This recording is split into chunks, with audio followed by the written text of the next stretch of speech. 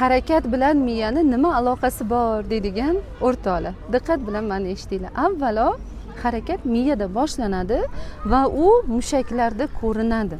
Ya'ni bu qanaqa bo'ladi? Oddiygina masalan qo'lingizni ko'tarmoqchisiz.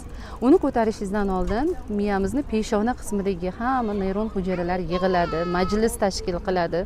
4-5 ta savollar o'rtaga tashlanadi. Ya'ni nima qilmoqchiman, qachon qilmoqchiman, bu vazifani qaysi mushaklarga topshiramiz, qanday kuch bilan buni qilamiz. Xuddi mana shu savollarga javob olingandan keyin harakatlanuvchi mushaklarga signal beriladi va ana undan keyin mushaklar harakatga keladi. Bu majlis 1 soniyani mingdan bir ulushida juda katta tezlikda sodir bo'ladi.